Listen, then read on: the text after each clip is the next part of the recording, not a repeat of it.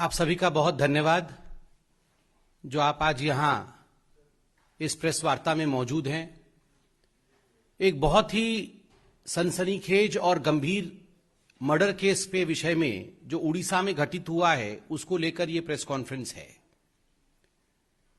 मैं अभी TV channels देख रहा था। स्वाभाविक रूप से बहुत सारे महत्वपूर्ण विषयों में अभी टीवी चैनल्स में न्यूज चल रहा है, किंतु जिस विषय का खुलासा आज हम कर रहे हैं यह विषय अपने आप में बहुत ही गंभीर है, दिल को दहला देने वाला है। एक मासूम महिला के साथ, एक मासूम लड़की के साथ उड़ीसा के कलाहांडी जिले में जिस प्रकार का बर्ताव हुआ, जिस प्रकार से उसकी हत्या हुई, निर्ममता के साथ उसके शरीर को टुकड़ों में काट दिया गया, हमारा यह मानना है कि यह विषय नेशनल नरेटिव में आना चाहिए। राष्ट्र को इस ग्रूसम ब्रूटल मर्डर के विषय में पता होना चाहिए। मैं भी उड़ीसा का हूं। कभी कभी तकलीफ होता है कि अन्य राज्यों के विषय गंभीरतापूर्वक चर्चा में आती है, किंतु जब उड़ीसा का विषय और नारी अत्याचार का विषय जो उड़ीसा में हो रहा है वो विषय मुख्य मीडिया के धारा में नहीं आता तो मन द्रवित होता है, विचलित होता है। और इसीलिए आज भारतीय जनता पार्टी इस प्रेस कॉन्फ्रेंस के माध्यम से ममिता मेहर के लिए न्याय की गुहार करने वाली है।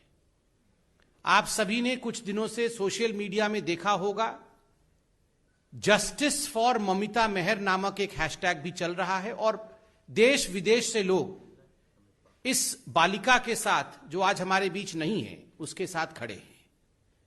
ममिता मेहर 24 वर्ष की थी। ममिता मेहर एक टीचर थी, एक अध्यापिका थी। जिस स्कूल में वो अध्यापिका थी उस स्कूल का नाम सनशाइन इंग्लिश मीडियम स्कूल, और उस स्कूल के साथ उसी एडमिनिस्ट्रेशन का जुड़ा हुआ एक महालिंग कॉलेज, यह पूरा एक प्रांगण में था। यह उड़ीसा के कलाहांडी जिले में स्थित है, मौजूद है। 8 अक्टूबर से ममिता लापता थी और जब पूरे मामले को सामने लाया गया तो मालूम पड़ा कि उसकी हत्या हो चुकी है और कुछ दिनों पहले, 3-4 दिन पहले, उसकी डिकम्पोज्ड बॉडी पार्ट्स, उसके शरीर के कटे हुए अंग मिले हैं। उसकी डीएनए जांच हो रही है। ममिता मेहर के साथ क्या हुआ? ममिता मेहर के सनशाइन इंग्लिश मीडियम स्कूल के जो एडमिनिस्ट्रेटर थे उनका नाम गोविंद साहू है। पूरा विषय सामने जब आया तो मालूम पड़ा कि गोविंद साहू इस स्कूल और इस कॉलेज के जो लेडीज हॉस्टल था, जिसकी वार्डन ममिता मेहर थी, कहीं ना कहीं उसमें एक सेक्स रैकेट चलाते थे और इस सेक्स रैकेट में कई मासूम महिलाओं का, मासूम लड़कियों का, जो स्कूल में छात्रा के रूप में मौजूद थी, और कुछ अध्यापिकाओं का वो इस्तेमाल करते थे। इस प्रकार से दोहन और शोषण महिलाओं का होता था इस स्कूल और इस कॉलेज के कंपाउंड में। सबसे दुखद विषय है कि अब जो विषय सामने आया है वो वाकई हम सबके रोंगटे खड़ा कर देता है। मंत्री हैं दिव्य शंकर मिश्रा, उड़ीसा के बीजेडी सरकार के मंत्री हैं। वो वहां के गृह मंत्री हैं और एनर्जी मिनिस्टर भी हैं। अब दिव्य शंकर मिश्रा होम मिनिस्टर हैं उड़ीसा के, और दुखद विषय है कि इस पूरे प्रकरण में अब उनका नाम भी सामने आ रहा है। समय समय पर इस कॉलेज में जाना, इस स्कूल में जाना, वहां रात्रि प्रवास करना, महिलाओं का शोषण करना, यह मंत्री के आचरण में था। इस प्रकार की बातें अब न केवल उड़ीसा के मीडिया अपितु राष्ट्र पटल में भी सामने आ रहा है, और जो लोग पूरे इस प्रकरण में इन्वॉल्व थे उनके द्वारा भी सच्चाई सामने रखी जा रही है। जब ममिता 8 अक्टूबर से अपने घर नहीं पहुंची, पूरे विषय को लेकर ममिता के घर वाले, अध्यापिका के घर वाले जब पास के पुलिस स्टेशन में पहुंचे बलांगीर में, तो जान के आश्चर्य होगा कि वहां के जो पुलिस निरीक्षक थे, वहां के जो पुलिस के कर्मचारी थे, उन्होंने एफआईआर तक दर्ज कराने से मना कर दिया। कहीं ना कहीं पुलिस जानती थी इसमें मंत्री जी के हाथ का विषय है, मंत्री जी के साख का विषय है, इसलिए let's not file an FIR because otherwise the governments name will be dragged and the concerned minister's name would be dragged. Even the police was in no, and that's why the police refused to file an FIR initially. जब दबाव विपक्षी पार्टियों का उड़ीसा में पड़ा तो police के पास और कोई रास्ता नहीं रहा, तब उनको एफआईआर दर्ज करना पड़ा। आश्चर्य का विषय देखिए, एफआईआर दर्ज होने के पश्चात गोविंद साहू को गिरफ्तार किया गया और जब पुलिस स्टेशन टिटलागढ़ में लाया गया तो कुछ मिनटों के प्रश्न उत्तर इंट्रोगेशन के पश्चात बिजली चली जाती है। अचानक बिजली चली जाती है क्योंकि एनर्जी मिनिस्टर है दिव्य शंकर जी। बिजली चली जाती है और गोविंद साहू अंधेरे में गायब हो जाता है। पुलिस स्टेशन के अंदर से, जहां चारों तरफ पुलिस तैनात है और 6-7 फीट का बाउंड्री वॉल है, उसको कूद के जाना भी आसान नहीं है। बिजली आने तक गोविंद साहू फरार। This is not possible without the complicity of the BJD government.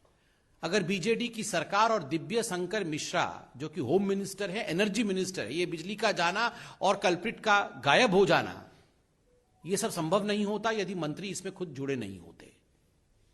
बाद में जब पूरा विषय आगे बढ़ा तो गोविंद साहू ने सरेंडर किया है और उसने माना कि अपनी चलती हुई कार में उसने हत्या की थी ममिता मेहर की, और हत्या करने के पश्चात कई घंटों तक बॉडी गाड़ी में ही रही। बाद में बॉडी के टुकड़े टुकड़े करके उसे जला करके उसे कॉलेज के प्रमाइसेस में ही दफना दिया गया था। अब बॉडी मिल गई।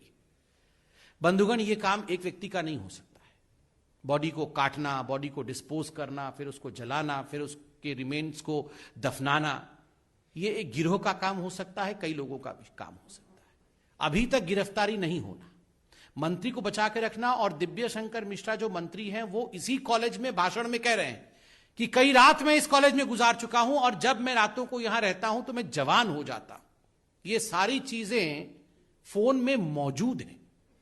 दुखद है जब इस प्रकार की, मुझे शब्दों का प्रयोग करने में भी बहुत तकलीफ हो रही है, इस प्रकार की शेमलेस बातें, शर्मनाक बातें फोन में मौजूद हैं, टीवी पर दिखाया जा रहा है, उसके बावजूद ये मंत्री बने हुए हैं। अगर this is the condition of the home minister of Odisha, what would be the condition of Odisha's government?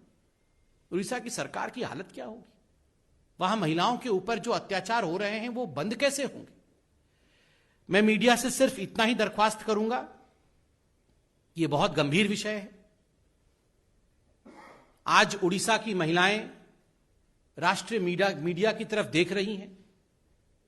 आपने हर राज्य में जहां भी अत्याचार अन्याय होता है, आप उन विषयों को उठाते हैं, प्रतिपादित करते हैं, राष्ट्र स्तर में उस पर विवेचना होती है, गवेषणा होती है। आज उड़ीसा के इस विषय को राष्ट्र मीडिया उठाए और यह प्रश्न उड़ीसा की सरकार से अवश्य पूछे कि मंत्री संलिप्त हैं और मंत्री अभी तक बचे कैसे हुए हैं। माननीय राष्ट्रीय अध्यक्ष भारतीय जनता पार्टी के आदरणीय श्री जेपी नड्डा जी ने और भारतीय जनता पार्टी ने इस पूरे विषय का संज्ञान लिया है और एक 3 सदस्यीय टीम उड़ीसा भेज रही है। उस टीम के सदस्य हैं सांसद सुनीता दुग्गल जी, हमारी महिला मोर्चा की अध्यक्षा और विधायक आदरणीय वनिता जी और एमएलए रूपा मित्रा चौधरी जी। हमारी तीनों बहनें एक टीम के रूप में नड्डा जी के इस प्रस्ताव के पश्चात वो उड़ीसा जाएंगी और यथाशीघ्र इस पूरे विषय का संज्ञान लेके रिपोर्ट भी सबमिट करेंगी। आप इस विषय को गंभीरता से राष्ट्र पटल पर रखेंगे, यह आशा भारतीय जनता पार्टी करती है। बहुत बहुत धन्यवाद। कोई प्रश्न हो तो अवश्य पूछे।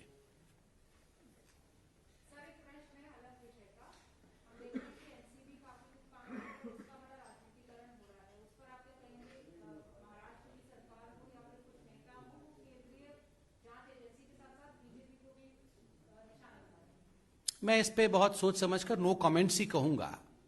पूरा विषय अभी कोर्ट में चल रहा है स्वाभाविक रूप से जो विषय कोर्ट में हो उस पर राजनीति नहीं होनी चाहिए। No comments from the side of Bharatiya Janata party. मेरा सवाल है कि दिल्ली में छठ मनाने को लेकर अभी केजरीवाल की परिस्थिति सामने आई है, बार बार आती रहती है। अब अयोध्या सरयू घाट जा रहे हैं, मंदिर मंदिर घूम रहे हैं, पूजा अर्चना कर रहे हैं, इस पर बीजेपी क्या करना चाहिए?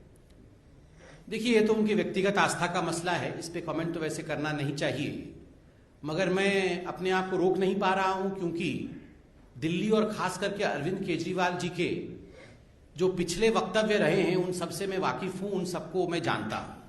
यह अच्छी बात है कि भगवान श्री राम के लिए अरविंद केजरीवाल जी के हृदय में पुनः आस्था जग गई है, क्योंकि हमने पहले ही देखा था भगवान राम के लिए उनके मन में कोई स्थान नहीं था, और खास करके अयोध्या में मंदिर को लेकर अरविंद केजरीवाल जी के किस प्रकार के विचार थे यह भी हमने देखा है। आज एक पुराना वीडियो भी सामने आया है, बल्कि एक नहीं कई वीडियो सामने आए हैं। एक वीडियो में अरविंद केजरीवाल जी बहुत ही हतप्रभ नजर आ रहे हैं, बहुत दुखी नजर आ रहे हैं, और वो कह रहे हैं कि उन्होंने अपनी नानी मां से पूछा था कि नानी अब तो तुम बहुत खुश होगी, तुम्हारे भगवान राम का मंदिर बन रहा है। तो उनकी नानी जी ने कहा था, नहीं अरविंद, मैं बिल्कुल खुश नहीं हूं, क्योंकि मेरे जो भगवान राम है वो वहां रह ही नहीं सकते हैं।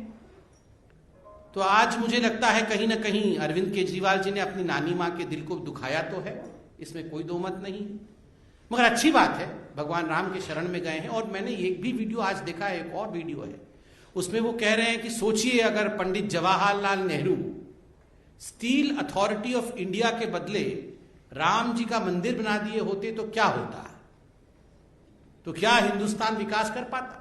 और वो कह रहे हैं कि मंदिर बनाना कोई विकास की बात नहीं। तो कहीं ना कहीं पहले जो वो हमारी भावनाओं के साथ खिलवाड़ करते थे, आज जाके प्रभु श्री राम के चरणों में आरती कर रहे हैं, इससे अच्छी बात क्या हो सकती है। मेरा एक सवाल है आपसे, लालू प्रसाद यादव 90 वर्ष के बाद बिहार गए हैं, वो हमलावर हैं, आप वो कह रहे हैं कि बढ़ती महंगाई पर सरकार की चिंता नहीं है। कोई बात नहीं, मैंने तो कल टीवी देखा था तो लालू जी तो कांग्रेस के ऊपर हमला करते थे। वो तो बोल रहे थे कांग्रेस के साथ चुनाव नहीं लड़ना है, कांग्रेस सब कुछ खराब कर रही है। कांग्रेस का कहना है कि बिहार में बीजेपी का बी टीम है लालू प्रसाद यादव। ये कांग्रेस के पास और कुछ शब्द नहीं होता है तो उसके पास एक ही शब्द है, बी टीम। जो उसके खिलाफ बोलता है वो सबको बी टीम बोलती है। धीरे धीरे कांग्रेस जेड टीम होने वाली है पॉलिटिक्स में, कहीं रहने वाली नहीं है यही करते करते। बहुत बहुत धन्यवाद।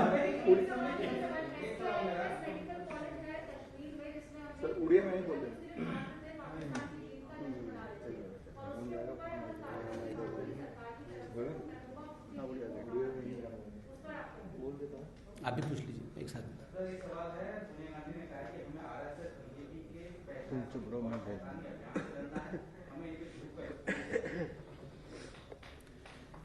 देखिए, जहां तक कांग्रेस कमेटी की मीटिंग चल रही है उस पर पूरे विषय का संज्ञान लेने के पश्चात भारतीय जनता पार्टी अवश्य अपनी टिप्पणी करेगी। और जहां पर तक जम्मू कश्मीर का सवाल है, आदरणीय गृह मंत्री अमित शाह जी वहां मौजूद है, सभी विषयों का अध्ययन करके वो अपने वक्तव्य को रख रहे हैं। मुझे लगता है हमें उन्हें सुनना चाहिए। धन्यवाद।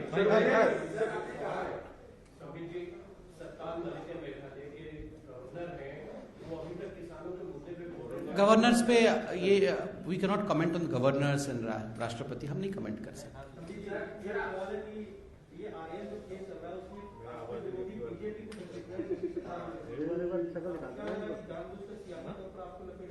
नो कमेंट्स, अभी कोर्ट में केस है। Thank you.